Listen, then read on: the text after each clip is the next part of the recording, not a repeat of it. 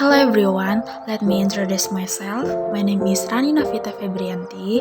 Here I want to explain about customer and marketing positioning.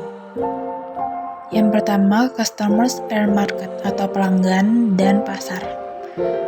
Pelanggan dan pasar adalah dua elemen utama dalam dunia bisnis yang saling berkaitan. Pelanggan adalah individu atau kelompok yang membeli dan menggunakan produk atau layanan dari suatu bisnis.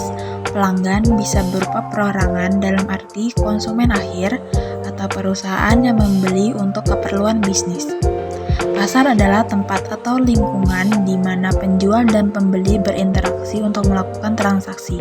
Pasar bisa berbentuk fisik seperti toko dan pusat perbelanjaan atau digital seperti e-commerce dan marketplace.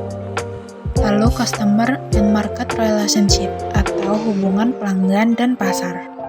Dalam dunia bisnis, memahami pelanggan dan pasar sangatlah penting untuk menyusun strategi pemasaran yang efektif.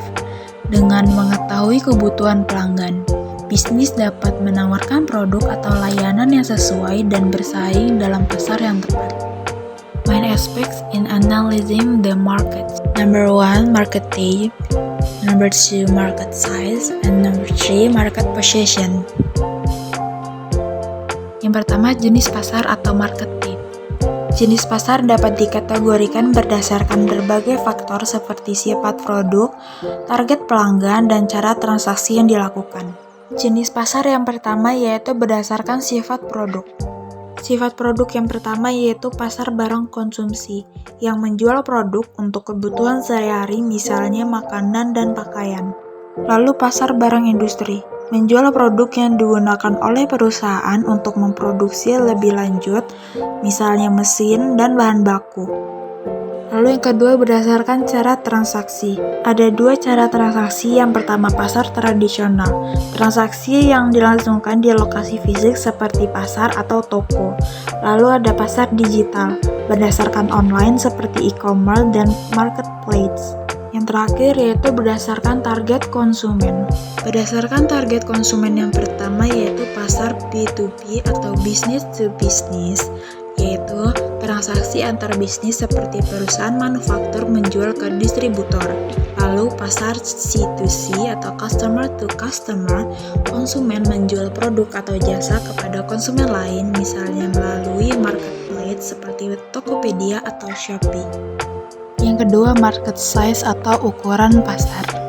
Ukuran pasar mengacu pada seberapa besar potensi suatu industri atau segmen bisnis. Beberapa cara mengukur ukuran pasar. Yang pertama, total addressable market atau TAM, total permintaan untuk suatu produk atau layanan di seluruh pasar. Lalu serviceable available market atau SAM, bagian dari TAM yang dapat dijangkau oleh bisnis berdasarkan sumber daya dan strategi. Lalu serviceable obtainable market atau SOM, pangsa pasar yang dapat direbut oleh bisnis dalam kondisi nyata. Faktor yang mempengaruhi ukuran pasar yaitu jumlah pelanggan potensial, tingkat permintaan, dan tren industri dan pertumbuhan ekonomi. Lalu yang terakhir, posisi pasar atau market position.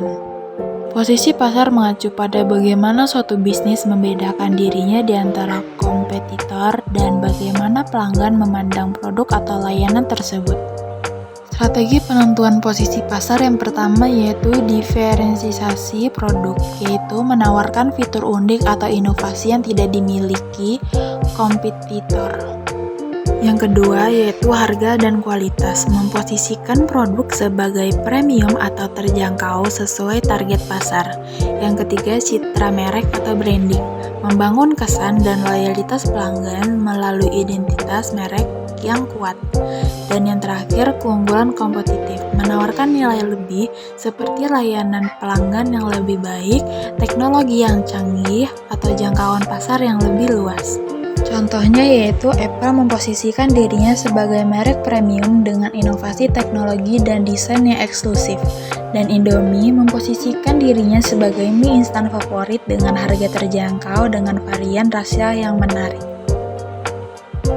Oke, Okay, that's my explanation about customer and market. Sorry if there are any wrong word.